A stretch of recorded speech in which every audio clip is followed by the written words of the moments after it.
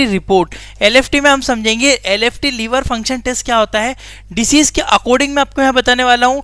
बीमारियां कौन सी होगी, उसके बढ़ने पे क्या लक्षण है, कम होने पे क्या लक्षण है, विथ दवाइयाँ।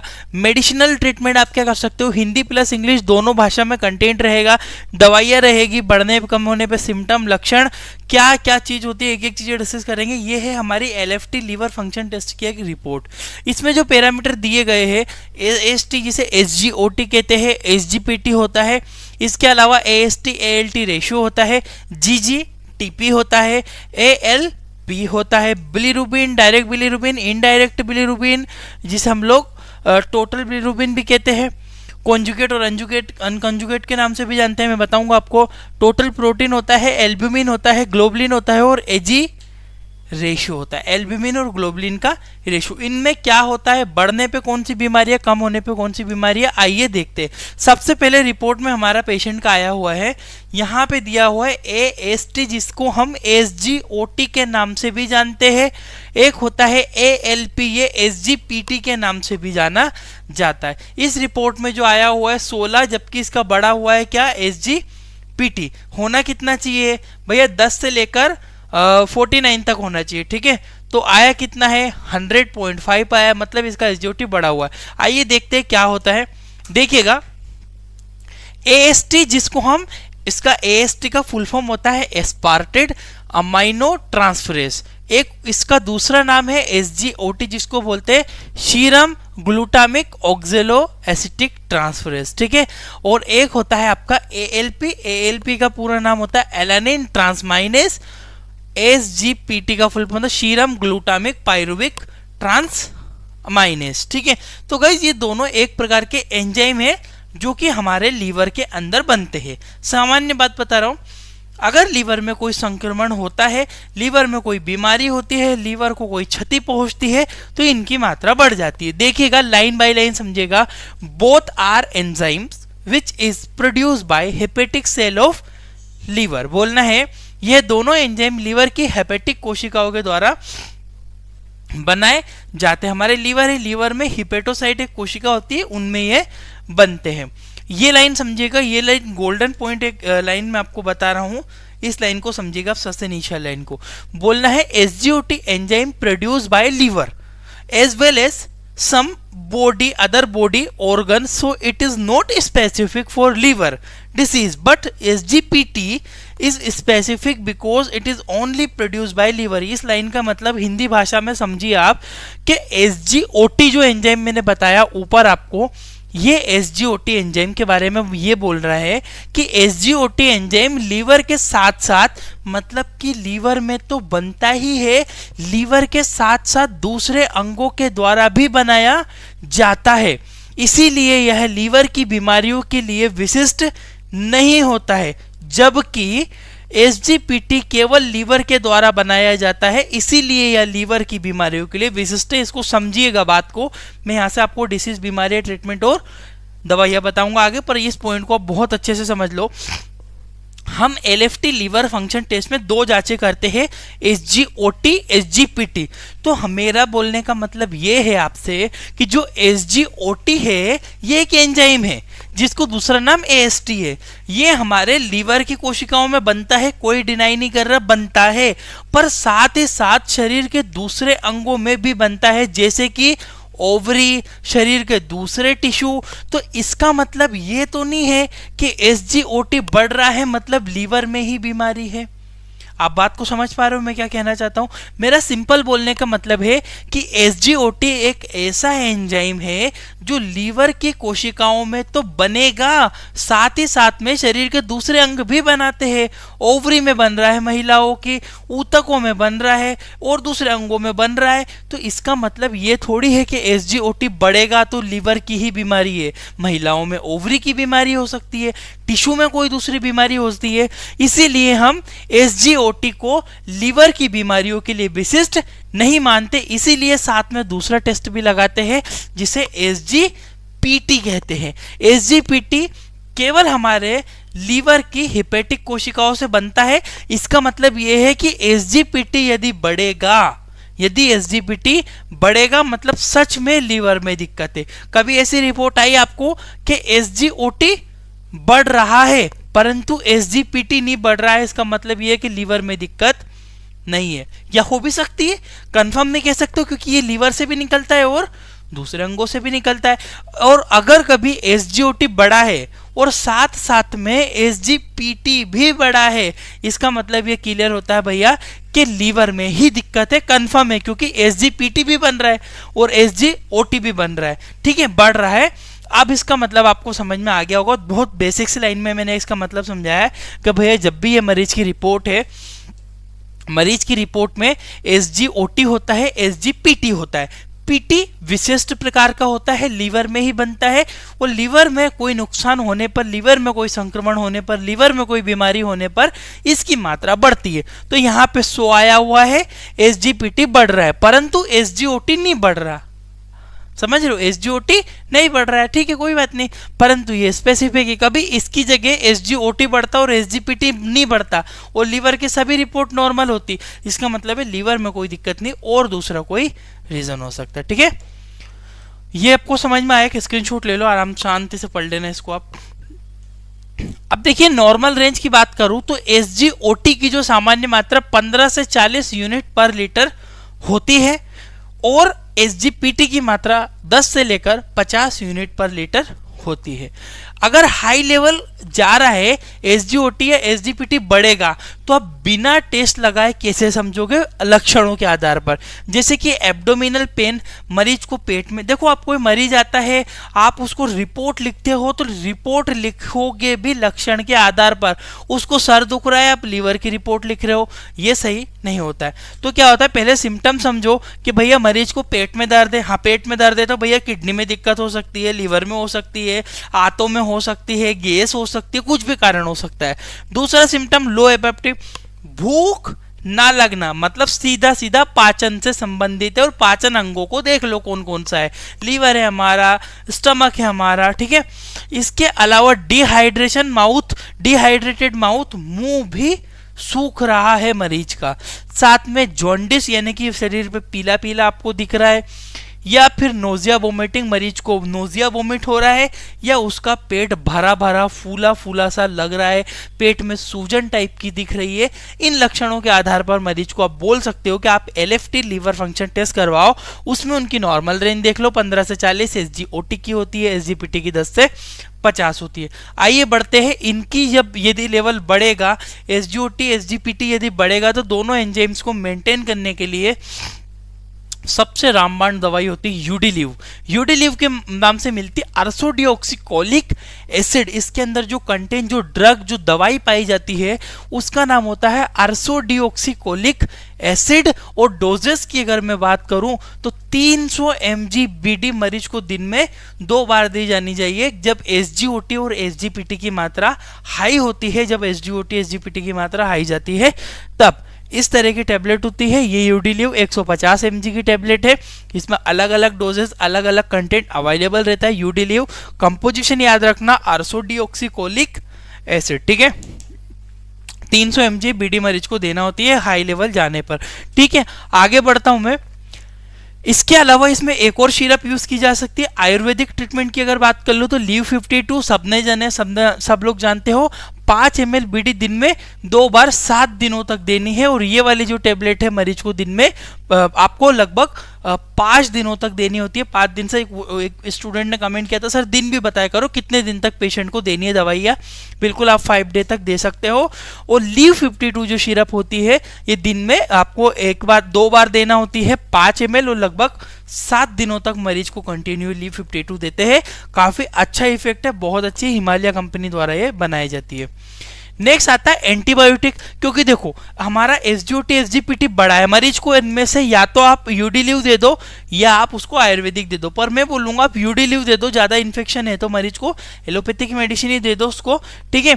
तो इसमें आप यूडिलिव टेबलेट दे दो 300 mg जब SGOT-SGPT बढ़ता है, साथ में मरीज को दी जाती है एक एंटीबायोटिक जो कि लीवर के इन्फेक्शन के लिए अच्छी होती है, नॉरफ्लॉक्सासिन टैबलेट होती है। Norfloxacin is a antibiotic.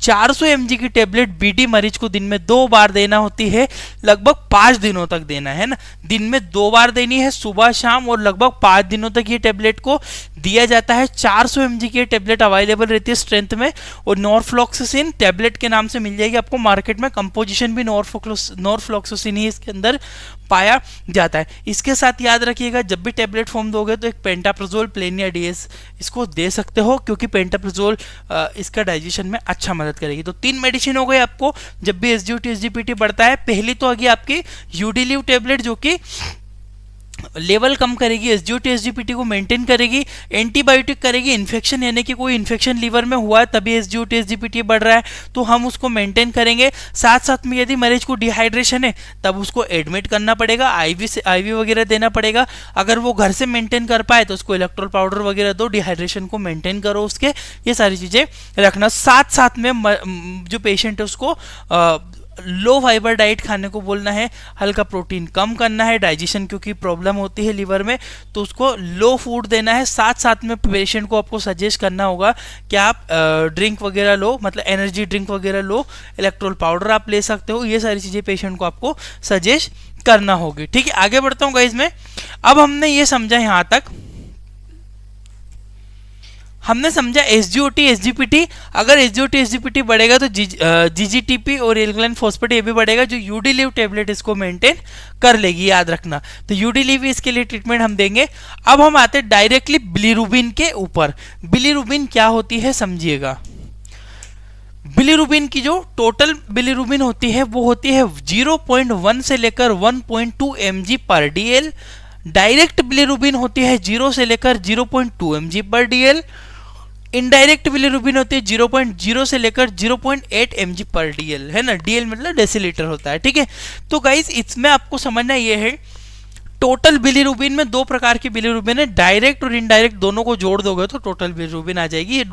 Total bilirubin कोई अलग से नहीं है, 2 ही प्रकार की बिलीरुबिन है, डायरेक्ट और इनडायरेक्ट, ठीक है।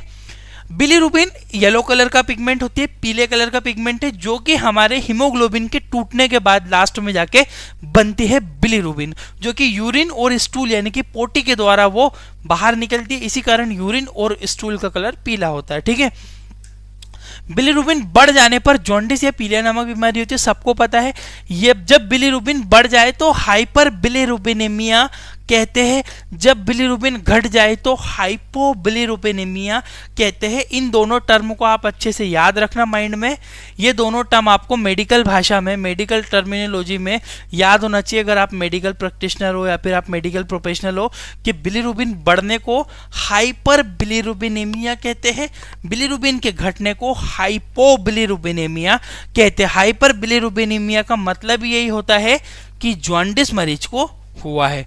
देखते हैं कॉजेज ऑफ हाई बिलीरुबिन, यानी कि बिलीरुबिन की मात्रा जब शरीर में बढ़ेगी, जब उस रिपोर्ट में बिलीरुबिन की मात्रा बढ़ी हुई आएगी तो बैक्टीरियल इन्फेक्शन के कारण बढ़ सकता है, वायरल के संक्रमण के कारण बढ़ सकता है, एनीमिया होने पर बढ़ सकता है, या फिर आपको acute haemolytic disorder, acute immune disorder sorry, यानी कि आपका इम्यून सिस्टम खराब हो जाना, एक auto immune disease, auto immune disorder. Auto immune disorder में क्या होता है, अपने आप हमारा इम्यून सिस्टम हमारी कोशिकाओं को नहीं पहचानता और अच्छी कोशिकाओं को ही मारने लग जाता है। जैसे RBC को नहीं पहचानना, वो इम्यून सिस्टम गड़बड़ा जाना, हमारा इम्यून सिस्टम का खराब हो जाना।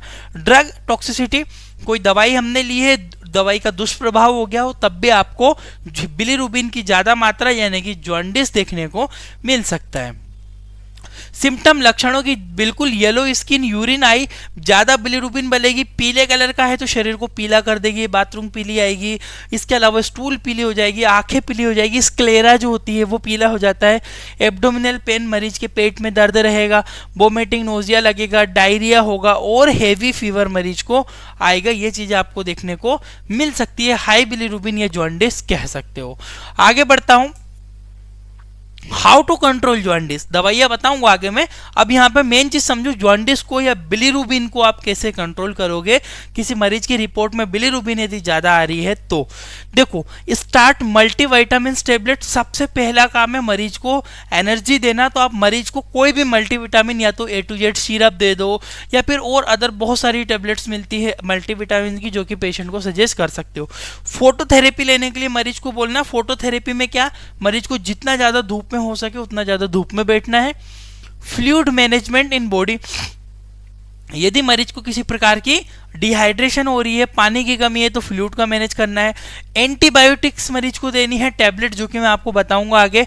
इसके अलावा एंटीवायरल मेडिसिन आपको मरीज को देनी होगी यदि वायरल इन्फेक्शन डिटेक्ट होता है तो, किसी प्रकार का वायरस का संक्रमण अगर आपको कंफर्मेशन होता है तब। ट्रीटमेंट में सबसे पहले हम लोग ड्यूफालेक्स का इस्तेमाल करते हैं। कंपोजिशन लैक्टुलोज एक प्रकार की शक्कर होती है, शुगर होती है ना। लैक्टुलोज कंपोजिशन पाया जाता है। डोजेस 5 ml BD मरीज को दिन में 2 बार देना होती है, सुबह शाम के टाइम पे। ड्यूफालेक्स कंपोजिशन होता है इसके अंदर, ये मेनली यूज की जाती है पेट के कॉन्स्टिपेशन, मतलब अगर मरीज को हम लोग ड्यूफालेक्स का इस्तेमाल करेंगे तो जितना ज्यादा मरीज का पेट साफ होगा उतना ज्यादा जॉन्डिस कंट्रोल में होता है। तो मरीज को पपीता खाने को भी सजेस्ट किया जाता है कि आप जितनी पपीता खाओगे आप ज्यादा पोटी करोगे, इजीली आपको होगा, आपका पेट अच्छे से साफ होगा, तो जॉन्डिस जल्दी रिकवरी आपको मिलती है उसमें, ठीक है। तो ड्यूफालेक्स के नाम से आती है, लैक्टुलोज कंपोजिशन होता है इसको, और दूसरे नाम से भी आ सकती है मार्केट में, ठीक है।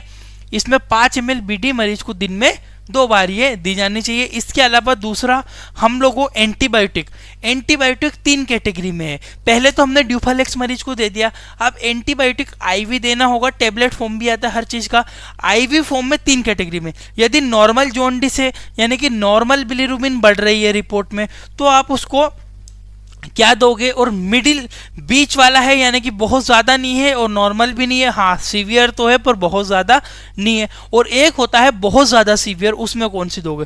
तो देखो, नॉर्मल जॉन्डिस, नॉर्मल बिलीरुबिन ज्यादा नहीं बढ़ रही है तो क्लेवम के इंजेक्शन के नाम से मिलेगा। कंपोजिशन एमोक्सिसिलिन प्लस पोटेशियम क्लेवुलेट, एक इसके अंदर 2 कंपोजिशन होता है, एक होता है एमोक्सिसिलिन और पोटेशियम क्लेवुलेट, दोनों एंटीबायोटिक्स के अंदर आता है। 1.2 ग्राम में मरीज को दिन में 2 बार देना होता है। 5 दिन का डोजेस रहता है, 3 दिन का लगाओ, अगर रिकवरी नहीं मिल रही तो 5 डे इंक्रीज कर सकते हैं, यानी कि 5 दिन का डोज आपको पेशेंट को कंप्लीट करना होगा। क्लेवम इंजेक्शन के नाम से मिलेगा। एमोक्सिसिलिन प्लस पोटेशियम क्लेवुलेट होता है, ये नॉर्मल इन्फेक्शन में। यदि इन्फेक्शन थोड़ा सीवियर है, इन्फेक्शन थोड़ा ज्यादा है, तो उस कंडीशन में आप मोनोसेफ का इस्तेमाल कर सकते हो, जिसके अंदर सेफ्ट्रेक्सोन होता है। सेफ्ट्रेक्सोन सोडियम कंपोजिशन पाया जाता है, 1 ग्राम में भी अवेलेबल रहता है, इसकी स्ट्रेंथ ज्यादा भी आती है मार्केट में, ठीक है। आप इसको सबके साथ में पेंटाप्राजोल देना है, या अब इन तीनों में से आप कोई एक एंटीबायोटिक मरीज को दोगे, ठीक है, अकॉर्डिंग टू इन्फेक्शन। अगर बीच वाला इन्फेक्शन है यानी कि हाँ सीवियर है, बहुत ज्यादा नहीं है, तो आप उसको एंटीबायोटिक में आप उसको क्लेवम दीजिए, मोनोसेप दीजिए। मोनोसेप में सेफ्ट्रेक्सोन सोडियम पाया जाता है, 1 ग्राम दिन में 2 बार दिया जाता है। पेंटाप्राजोल साथ में देना होगा मरीज को ताकि इजीली वो डाइजेशन कर सके एंटीबायोटिक का। बहुत हाई लेवल पे है तो इसके लिए इंजेक्शन आता है पिब्जोसिलिन के नाम से मिल जाता है, पिब्जो के नाम से मिल जाता है। ये बहुत ही इफेक्टिव, बहुत ही हाई क्लास की ड्रग होती है गाइस। ये बहुत ज़्यादा अगर संक्रमण दिख रहा है, बहुत ज़्यादा लीवर में इन्फेक्शन है, बहुत ज़्यादा पीलिया, बहुत ज़्यादा बिलीरुबिन बढ़ा हुआ है, तब इस्तेमाल कर सकते हो। Piperacillin plus tazobactam, piperacillin plus tazobactam drug या दवाई का नाम होता है, जो कि एंटीबायोटिक के अंदर पाया जाता है। आपका पिब्जासिलिन के नाम से भी मिल जाएगा। ये 4.5 ग्राम दिन में 2 बार मरीज को देना होता है। 4.5 ग्राम यानी कि 4,500 mg का इंजेक्शन आता है।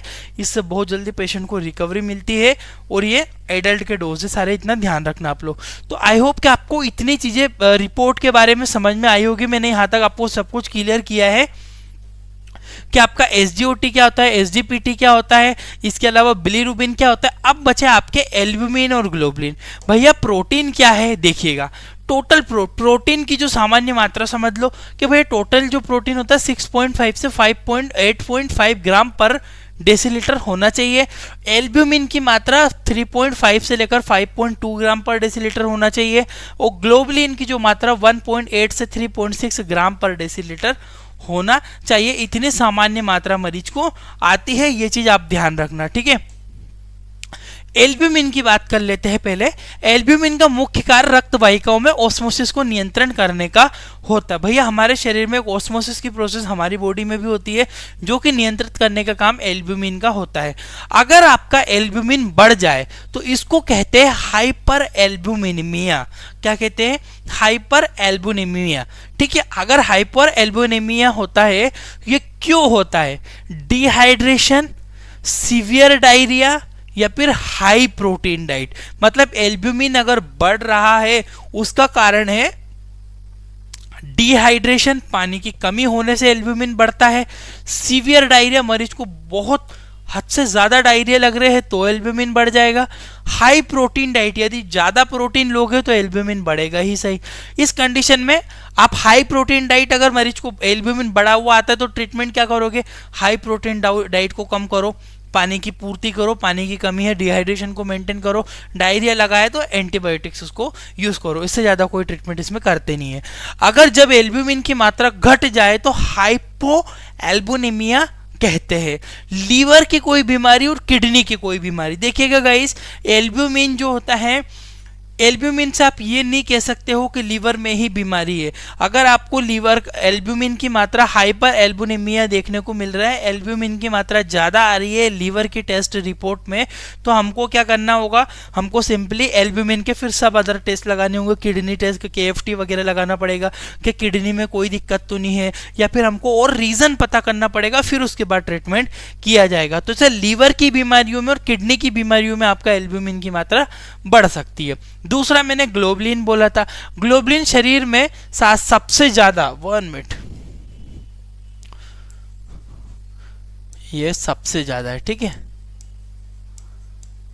सबसे ज्यादा मात्रा में पाए जाने वाला प्रोटीन होता है।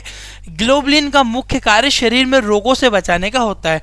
ग्लोबुलिन जो होता है 3 प्रकार के होते हैं, alpha globin, beta globin, gamma globin, है ना, जो कि एंटीबॉडी को प्रोड्यूस करता है, शरीर से संक्रमण से हमारी रक्षा करता है ग्लोबुलिन, ठीक है। तो ग्लोबुलिन जो होता है अगर बढ़ गया है तो हाइपर ग्लोबिनेमिया कहते हैं। ये कब हो सकता है? जब कोई आपको एक्यूट इन्फेक्शन हुआ हो, किसी प्रकार का संक्रमण आपको हो गया हो, या फिर आपको रूमेटॉइड अर्थराइटिस हो गया हो, या फिर मल्टीपल माइलोमा की कंडीशन में भी ये बढ़ता है, जो कि कैंसरस स्टेज होती है।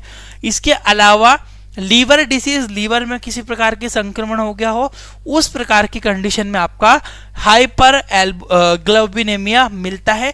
और अगर ऐसा ग्लोबुलिन की मात्रा अगर ज्यादा आ रही है तो आपको रीजन पकड़ना पड़ेगा कि ग्लोबुलिन क्यों बढ़ रहा है ना, ये चीज ध्यान रखना, उसके बाद ही ट्रीटमेंट होगा। जब ग्लोबुलिन घट जाए, ग्लोबुलिन को घटने को हाइपोग्लोबिनेमिया कहते हैं। ऐसा कब हो सकता है? पल्मोनरी इन्फेक्शन, यानी कि किसी प्रकार का सांस श्वसन में आपको दिक्कत हो रही हो, या फिर इसके अलावा पैरासाइटिक इन्फेक्शन, यानी कि कीड़ों का संक्रमण, जिसे परजीवी संक्रमण आप कहते हो। इसके अलावा स्टमक इन्फेक्शन, यानी कि पेट में कोई इन सभी कारणों से आपका ग्लोबुलिन की मात्रा कम आती है। और हाइपर मतलब ज्यादा होने के कारण संक्रमण में, या फिर अर्थराइटिस में, माइलोमा कैंसर, या फिर लीवर संक्रमण, इन कंडीशन में इसकी ज्यादा मात्रा आती है। और ये कम है और ये ज्यादा है, it is high, it is low. तो आपको इतना ग्लोबुलिन तक समझ में